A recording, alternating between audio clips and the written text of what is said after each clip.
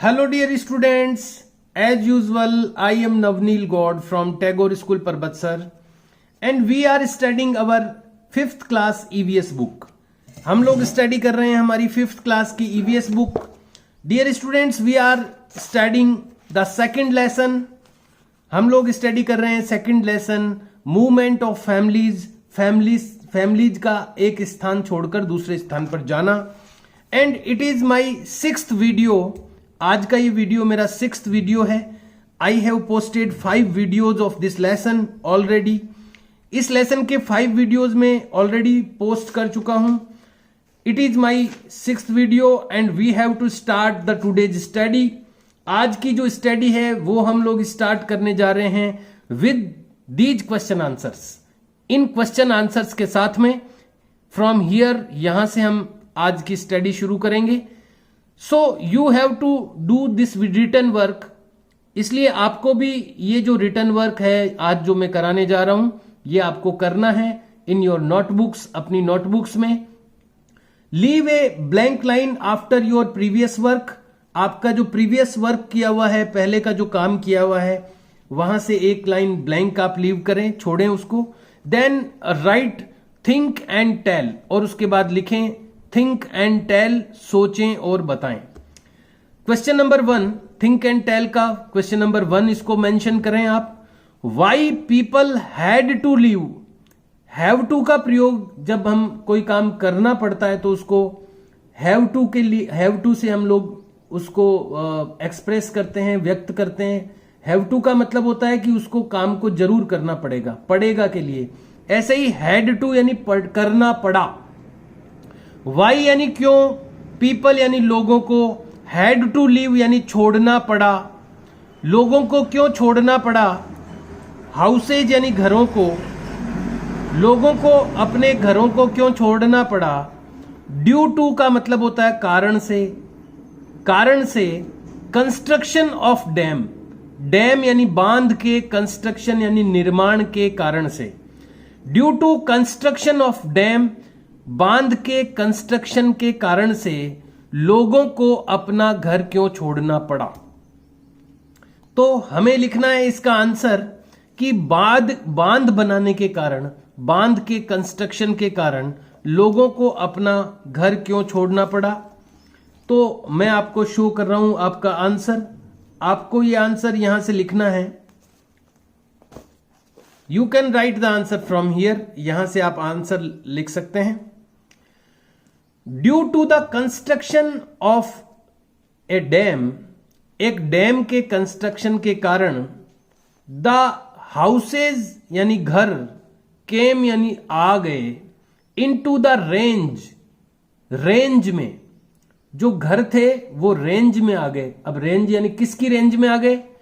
Of इनकार्नेटेड area, डूबग्रस्त area की range में. इनकार्नेटेड भी लिख सकते हैं आप, या अपने जो बुक में आया था वो भी आप यूज कर सकते हैं. इन अनडेटेड एरिया भी लिख सकते हैं इसको. यहां पर आप बुक के अंदर अपने इन अनडेटेड आया था, बाढ़ग्रस्त क्षेत्र, इसके लिए इनकार्नेटेड, यहां पर इनकार्नेटेड लिखा हुआ है, आप वो भी यूज कर सकते हैं. दोनों में से कोई भी यूज कर सकते हैं. फिर से मैं आपको एक्सप्लेन करना चाहूंगा. Due to the construction of a dam, एक डैम के कंस्ट्रक्शन के कारण से, द हाउसेज यानी मकान या घर, केम यानी आ गए, कम की सेकंड फॉर्म है केम. केम जब हम सेकंड फॉर्म यूज करते हैं तो उसका जो मीनिंग होता है वो पास्ट में बन जाता है, भूतकाल में. आ गए थे. With in the range, range के अंदर, ऑफ इनकार्नेटेड एरिया, बाढ़ के डूब क्षेत्र के रेंज के अंदर वो घर आ गए थे. द वाटर यानी पानी, माइट हैव एंटर्ड, एंटर कर सकता था. माइट संभावना के लिए आता है कि संभावना थी पानी के अंदर घुसने की. The water might have entered, पानी अंदर प्रवेश कर गया होगा, संभावना के लिए होगा. The water might have entered, पानी अंदर प्रवेश, एंटर कर गया होगा, इनटू देयर हाउसेज, उनके घरों में. सो इसलिए they might have, they might have left, उन्होंने छोड़ दिया होगा देयर होम्स, उनके घरों को. तो यहां पर ये लिखा हुआ है कि जो उनके हाउसेज थे, उनके जो घर थे, वो इनकार्नेटेड एरिया की रेंज में आ गए थे। बांध बनने के कारण जो घर थे उनके, वो इनकार्नेटेड एरिया की रेंज में आ गए थे, इसलिए उनके घरों में पानी एंटर कर गया होगा और इसलिए उन्होंने अपने घरों को लेफ्ट यानी छोड़ दिया होगा। So it is the answer. You can write this answer for this question. ये आंसर आपको इस क्वेश्चन के लिए लिखना है, question number 1। Then it is the question number 2। Why are dams constructed? Why यानी क्यों, आर यानी है, डैम्स यानी बांधों को, कंस्ट्रक्टेड यानी कंस्ट्रक्ट किया जाता है या निर्माण किया जाता है। डैम्स को क्यों कंस्ट्रक्ट किया जाता है, डैम्स को क्यों बनाया जाता है? तो यानी डैम्स क्या काम आते हैं, डैम्स को क्यों कंस्ट्रक्ट किया जाता है? It is the answer for this question. ये है इस क्वेश्चन का answer. Dams are constructed, dams construct किए जाते हैं यानी बनाए जाते हैं टू कंट्रोल द वाटर, पानी को कंट्रोल करने के लिए, ऑफ द रिवर्स, नदियों के। जब नदियों का पानी बहुत तेज आता है बरसात में, तो वो इतना तेज आता है कई बार कि बाढ़ आ जाती है, तो उस बाढ़ के पानी को रोकने के लिए बांध बनाए जाते हैं। एक तो ये काम होता है बांध का। तो यहां पर जो पहला रीजन लिखा हुआ है, कारण लिखा हुआ है, वो ये क्या है? Dams are constructed, dams construct किए जाते हैं, बनाए जाते हैं to control the water, water को कंट्रोल करने के लिए, ऑफ द रिवर्स, नदियों के, नदियों के पानी को कंट्रोल करने के लिए एक तो। दूसरा फिर कोमा लगा करके लिखा है टू कलेक्ट द वाटर, यानी पानी को इकट्ठा करने के लिए, वो इकट्ठा करके उस पानी को भी यूज किया जा सकता है। एक तो पानी कंट्रोल हो गया, दूसरा वो जो पानी कलेक्ट हुआ यानी इकट्ठा हुआ, उस इकट्ठे पानी को पीने में भी यूज कर सकते हैं, पीने में भी यूज किया जा सकता है या और कोई यूज किया जा सकता है। तो दूसरा उसका हो गया कोमा लगाने के बाद में टू कलेक्ट द वाटर, यानी पानी को इकट्ठा करने के लिए। और तीसरा फिर कोमा लगा के लिखा है एंड, सॉरी कोमा नहीं, एंड के पहले कोमा नहीं लगाना है, एंड फॉर इलेक्ट्रिसिटी जनरेशन, और बिजली पैदा करने के लिए। जो बांध का पानी इकट्ठा होता है उससे बिजली भी बनती है। उस पानी को फिर स्पीड से डालते हैं टरबाइन के ऊपर, एक चक्री के ऊपर डालते हैं, वो चक्री घूमती है उस पानी के गिरने से, और फिर वो चक्री घूमने से बिजली बनती है। तो 3 उपयोग हो गए बांध के, डैम को कंस्ट्रक्ट करने के 3 रीजन हो गए। एक तो कंट्रोल हो गया वाटर, दूसरा वो कलेक्ट हो गया, इकट्ठा हो गया, और तीसरा उससे इलेक्ट्रिसिटी जनरेशन यानी बिजली बनने का काम भी हो सकता है। तो ये आपको आंसर लिखना है। फिर से मैं आपको एक बार ये एक्सप्लेन करना चाहूंगा। Dams are constructed, dams construct किए जाते हैं to control the water of the rivers, rivers के वाटर को कंट्रोल करने के लिए, टू कलेक्ट द वाटर, पानी को इकट्ठा करने के लिए, यहां कोमा आएगा बीच में, एंड फॉर इलेक्ट्रिसिटी जनरेशन, और बिजली के पैदा होने के लिए, बिजली के जनरेशन के लिए, बिजली पैदा करने के लिए। तो ये रीजन है कि बांध बनाए जाते हैं, डैम्स कंस्ट्रक्ट किए जाते हैं। सो it is the answer for this question. Now it is the question number 3। अब इसके बाद ये क्वेश्चन नंबर 3 है।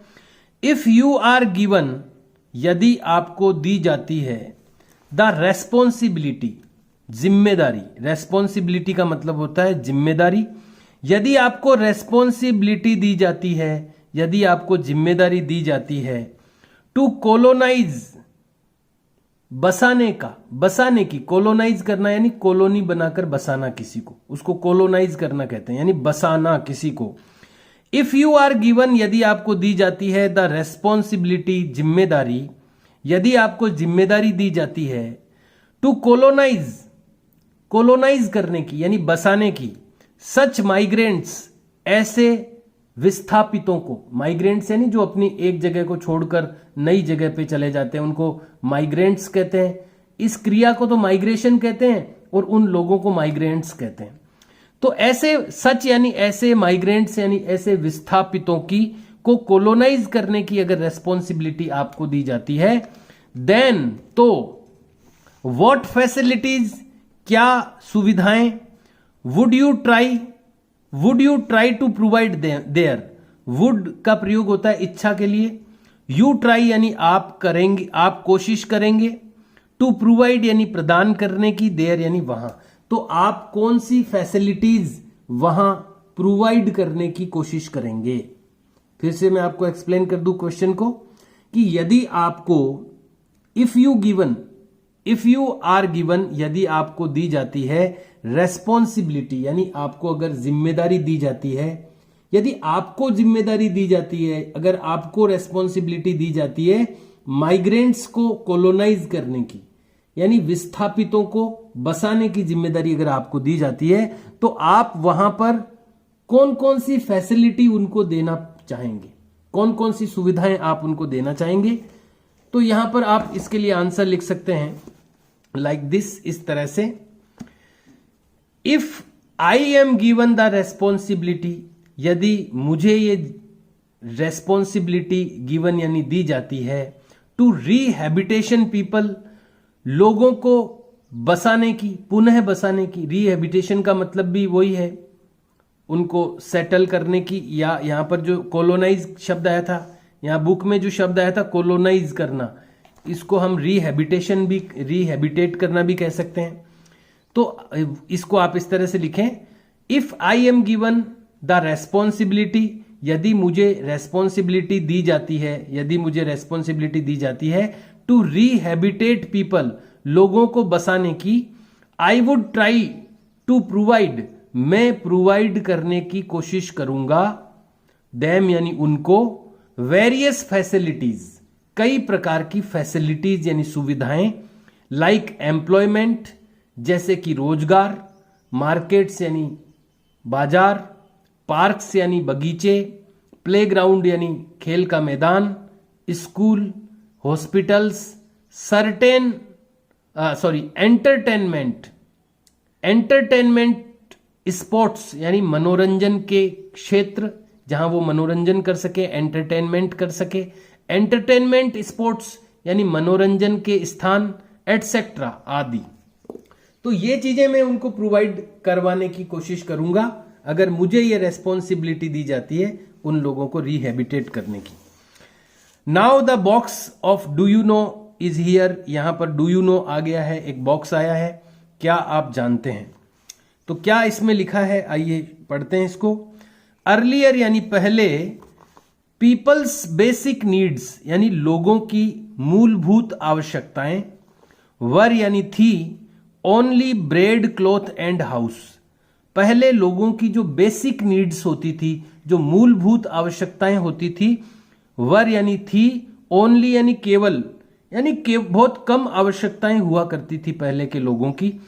तो क्या हुआ करती थी पहले के लोगों की बेसिक नीड्स, एक तो ब्रेड यानी रोटी, क्लॉथ यानी कपड़ा, एंड हाउस यानी मकान। रोटी, कपड़ा और मकान। पहले के जो लोग थे वो संतोषी होते थे, वो उनकी जो बेसिक नीड्स होती थी, जो मूलभूत आवश्यकताएं होती थी, वो बहुत सीमित होती थी, लिमिटेड होती थी।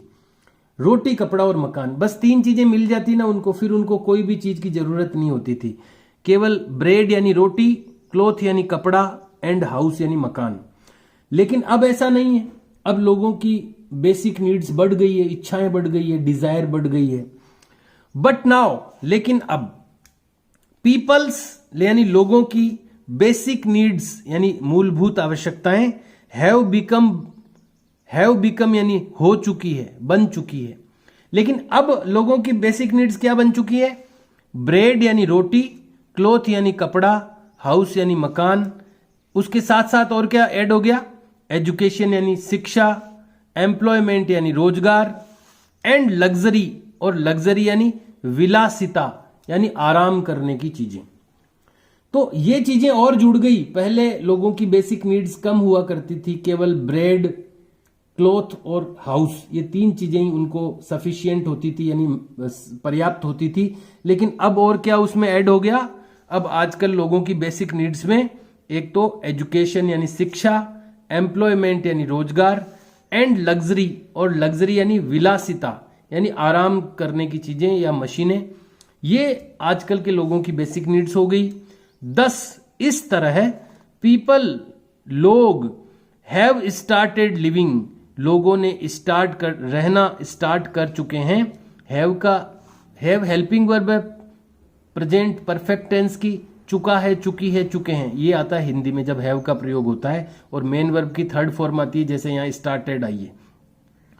पीपल हैव स्टार्टेड, लोग शुरू कर चुके हैं।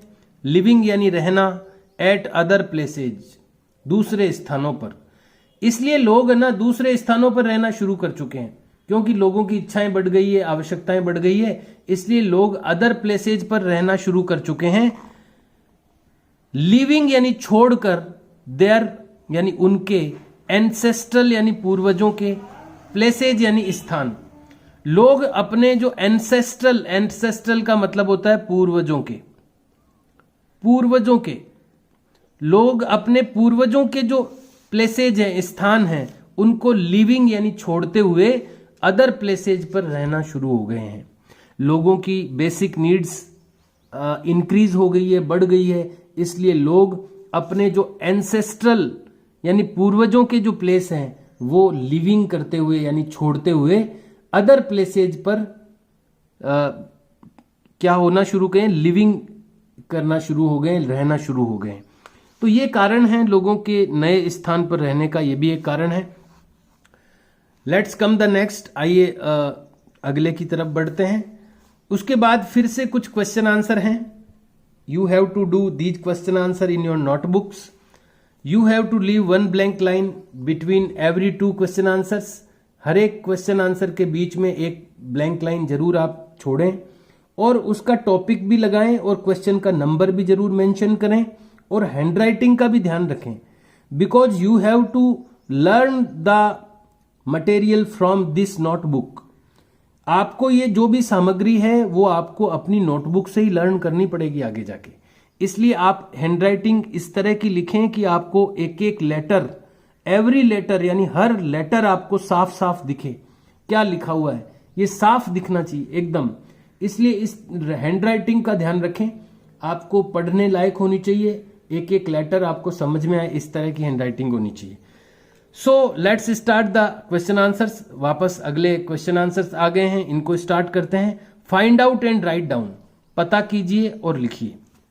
Question number 1, are there any such people, क्या कोई ऐसे लोग हैं इन योर विलेज और सिटी, आपके गांव या शहर में, हु यूज जो यूज करते हैं, टेंट्स और कारवांज। टेंट जानते हैं आप, जैसे कभी अपने 15 अगस्त 26 जनवरी पे फंक्शन होता है तो टेंट वाले आकर के टेंट लगाते हैं। कई लोग इसी तरह के टेंट में रहते भी हैं, घर भी उनका ऐसा टेंट का ही होता है। तो यहां पर पूछा गया है कि क्या कोई ऐसे लोग हैं आपकी सिटी या विलेज में जो टेंट को या कारवां को यूज करते हैं एज देयर हाउसेज, उनके घर के रूप में, यानी उनका घर जो है वो टेंट का ही होता है। ऐसे क्या लोग हैं आपके घर में? तो आपको इसमें लिखना है यस। आपको पता है अपन लाउठा रोड पे आते हैं तो वो नट वगैरह रहते हैं, तो वो टेंट, उनके मकान कईयों के टेंट के रूप में है। तो यहां आपको इसके आंसर में केवल यस लिखना है, YES, यस। हाँ, अगला next question, how many people are of this type. How many यानी कितने, पीपल यानी लोग, आर यानी हैं, ऑफ दिस टाइप यानी इस टाइप के। इस टाइप के कितने लोग हैं? तो यहां पर हाउ मेनी की जगह आपको लिखना है अबाउट 50। यहां पर आपको लिखना है ABOUT, अबाउट 50। बस हाउ मेनी की जगह अबाउट 50 लिखना है, तो आपको लिखना है about 50 people are of this type, और फुल स्टॉप लगा देना आंसर में। तो हमने, इसने पूछा कितने लोग हैं इस टाइप के, तो हमने लिख दिया अबाउट 50 यानी लगभग 50। About 50 people are of this type, लगभग 50 लोग हैं इस तरह के। इस तरह से आप इसमें हाउ मेनी की जगह अबाउट 50 लिख के आंसर बना सकते हैं इसका। नेक्स्ट हो गया what do they work. What यानी क्या, डू हेल्पिंग वर्ब है, दे यानी वे, वर्क यानी काम करना, लेकिन डू आ गया ना इसलिए काम करते, ताते ती आ जाता है, डू डज आते ही। व्हाट डू दे वर्क, वे क्या काम करते हैं? तो वो ढोल बजाते हैं, अपन जानते हैं नट हैं वो। तो हमें क्या लिखना है? दे आर ड्रमर्स, वे ड्रमर्स हैं, वे ढोल वाले हैं। They are DRUMMERS drummers, they are drummers, वे ड्रमर्स हैं। वे क्या काम करते हैं? वे ड्रमर्स हैं। नेक्स्ट क्वेश्चन नंबर 1 2 3, ये क्वेश्चन नंबर आप मेंशन करते जाएं। 1 2 3 हो चुका है। 4, question number 4, where do their children study. Where यानी कहां, डू हेल्पिंग वर्ब है, देयर यानी उनके, चिल्ड्रन यानी बच्चे, स्टडी यानी होता है अध्ययन करना, लेकिन डू आ गया इसलिए अध्ययन करते हैं। उनके बच्चे कहां अध्ययन करते हैं, कहां स्टडी करते हैं?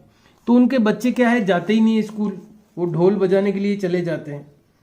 तो आपको क्या लिखना है इसके आंसर में?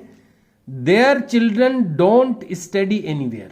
देयर चिल्ड्रन यानी उनके बच्चे, डोंट स्टडी यानी स्टडी नहीं करते हैं, एनीवेयर कहीं पर भी।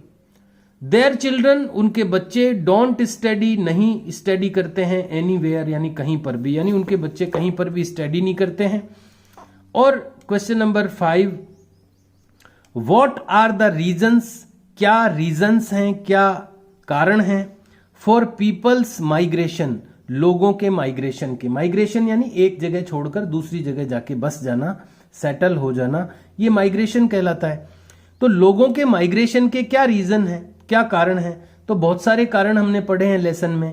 कई लोग हायर स्टडी के लिए, ऊंची शिक्षा प्राप्त करने शहर में चले जाते हैं। कई लोग एम्प्लॉयमेंट के लिए यानी रोजगार के लिए कईयों को जाना पड़ता है। कई लोग जो नेचुरल कैलेमिटीज होती है, प्राकृतिक आपदाएं आ जाने के कारण से भी माइग्रेशन करते हैं। तो यहां पर पूछा गया है व्हाट आर द रीजंस, क्या वो कारण हैं, फॉर पीपल्स माइग्रेशन, लोगों के माइग्रेशन के क्या कारण हैं। You can write the answer like this, इस तरह से आप आंसर लिख सकते हैं। The reasons for the displacement, यहां पर माइग्रेशन की जगह डिस्प्लेसमेंट का यूज किया गया है, मतलब वही है एक स्थान छोड़कर नए स्थान पर बस जाना। माइग्रेशन कह दो चाहे डिस्प्लेसमेंट कह दो, एक ही बात है। तो यहां पर डिस्प्लेसमेंट भी या माइग्रेशन भी लिख सकते हैं आप, दोनों में से कुछ भी लिख सकते हैं। The reason for the displacement या the reasons for the migration are यानी हैं, कौन कौन से रीजन है माइग्रेशन के? फ्लड यानी बाढ़, कई बाढ़ आ जाती है कई जगहों पर, तो उनको नई जगह पे जाना पड़ता है, तो फ्लड हो गया। फिर कोमा लगा के क्या लिखा है? कंस्ट्रक्शन ऑफ न्यू डैम्स, नए बांधों का निर्माण, कई जगह बांध बना देते हैं तो वो इन कार्वेशन एरिया में आ जाते हैं या इन अनडेटेड एरिया में आ जाते हैं, डूब वाले क्षेत्र में, तो उनको नई जगह माइग्रेट होना पड़ता है। तो दूसरा हो गया, कोमा लगाना ध्यान रखें, कंस्ट्रक्शन ऑफ न्यू डैम्स हो गया। फिर कोमा लगा के लिखा है ड्रॉट, ड्रॉट यानी सूखा, कई जगह सूखा पड़ जाता है, बरसात नहीं होती कई सालों तक, तो लोगों को वो जगह छोड़नी पड़ती है, तो ड्रॉट यानी सूखा, comma. Establishment of new factories, नई फैक्ट्रियों का स्थापन, यानी कई जगह नई फैक्ट्रियां लग जाती है तो भी लोगों को जाना पड़ता है छोड़कर वो जगह। एस्टैब्लिशमेंट यानी स्थापित होना ऑफ न्यू फैक्ट्रीज, नई फैक्ट्रियों को स्थापित होना। फिर यहां पर कोमा लगा दीजिए। उसके बाद में scissor of land by the government, सरकार द्वारा जमीन को जब्त कर लेना। कई बार जिस जगह पर लोग रहते हैं वहां पर सरकार उस जमीन को जब्त कर लेती है दूसरे कामों के लिए, तो सीजर यानी जब्त कर लेना, ऑफ लैंड यानी जमीन को, बाय द गवर्नमेंट, गवर्नमेंट के द्वारा, फॉर डेवलपमेंट प्रोजेक्ट्स यानी विकास के कार्यों के लिए, विकास के प्रोजेक्ट्स के लिए, डेवलपमेंट के प्रोजेक्ट्स के लिए गवर्नमेंट कई बार लैंड्स को सीज कर लेती है, सीजर यानी जब्त कर लेती है, इस कारण भी लोगों को जगह छोड़कर जाना पड़ता है। एंड अदर नेचुरल कैलेमिटीज, और दूसरे प्राकृतिक आपदाएं, दूसरी कई बार प्राकृतिक आपदाएं, तूफान, भूकंप, ये भी आ जाते हैं। तो ये सारे रीजंस हैं जिनके कारण से लोगों को माइग्रेट होना पड़ता है। अपार्ट फ्रॉम दिस, इसके अलावा गाड़िया लोहार यानी गाड़िया जो लोहार होते हैं, people have been traditionally displaced, वो पारंपरिक रूप से एक स्थान से दूसरे स्थान पर डिस्प्लेस होते हैं, जाते हैं। तो ये सब कारण होते हैं लोगों के माइग्रेशन के लिए। हालांकि इसमें एम्प्लॉयमेंट और एक ये इसमें आप ये आंसर तो लिखना ही है आपको, इसके अलावा ये और लिख देना apart from this, apart from this, इसके अलावा पीपल माइग्रेट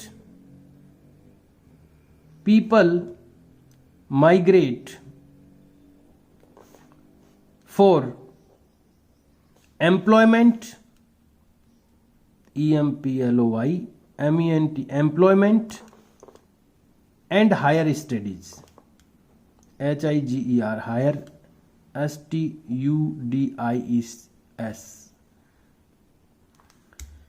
तो ये भी अपन लिख दें। वो जो आंसर मैंने आपको बताया था वो तो है ही, उसके साथ में ये भी कारण हैं बड़े बड़े माइग्रेशन के, तो आप ये लिखें अपार्ट फ्रॉम दिस, इसके अलावा पीपल माइग्रेट, लोग माइग्रेट होते हैं, फॉर एम्प्लॉयमेंट, रोजगार के लिए, एंड हायर स्टडीज, और उच्च शिक्षा के लिए। तो ये कंप्लीट आंसर बन जाएगा। ये उसमें आया नहीं था तो ये आप उसमें लिख दें। और वहां आप डिस्प्लेसमेंट का शब्द का प्रयोग नहीं करें। एक तो देखो यहां डिस्प्लेसमेंट आया हुआ है और ये आप यहां पे डिस्प्लेसमेंट ही लिख दीजिए।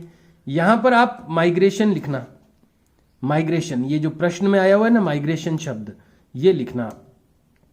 तो ये इस तरह से ये वाला आंसर भी आपको लिखना है, क्योंकि ये भी कारण है सारे माइग्रेशन के, और ये एक छूटा हुआ था उसमें तो अपन ने ये भी ऐड कर दिया, तो वो कंप्लीट आंसर हो गया।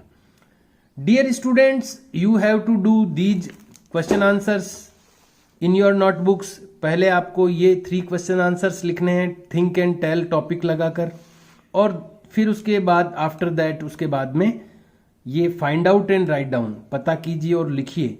इसके जो 5 क्वेश्चन हैं वो आपको करने हैं। Dear students, our lesson is over now, और इसी के साथ अपना लेसन कंप्लीट हो गया है। लेकिन लेसन कंप्लीट होने के बाद भी कई क्वेश्चन आंसर होते हैं, आपको पता ही है। तो वो वाले क्वेश्चन आंसर और आएंगे अभी लास्ट में। लेसन तो कंप्लीट हो गया है। ये जो भी बीच बीच में क्वेश्चन आंसर लिखे ना, वो तो इन बिटवीन क्वेश्चन आंसर्स थे बीच बीच के, लेकिन लेसन अपना अब कंप्लीट हुआ है। इसके बाद में 2 पॉइंट आएंगे रिकॉल के, यानी वापस इस लेसन को रिकॉल करने के महत्व, जो मेन जो इस लेसन के पॉइंट हैं उसके लिए 2 पॉइंट हमें पढ़ने होंगे, और उसके बाद इस लेसन की जो एक्सरसाइज है वो हम करेंगे कंप्लीट अगले वीडियो में। We will do this material in our next video. Till that, you have to do these question and answer in your notebooks in very good handwriting. Okay, dear students, see you and bye.